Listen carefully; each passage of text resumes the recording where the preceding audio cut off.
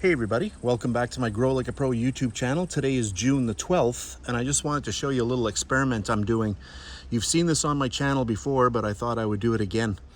So these are little ends of romaine lettuce, and this one here, I just started off in the water today, so there is no growth.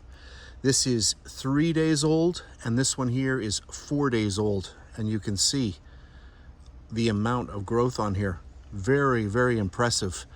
You don't want to leave it in the water too long. I'm going to plant these tonight into some soil. Otherwise they will rot. But isn't that amazing? All brand new growth going on here. 3 days on that one there.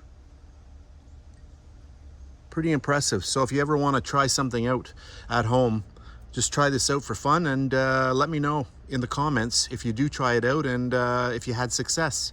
So that's it for this really fast video. Thanks for watching.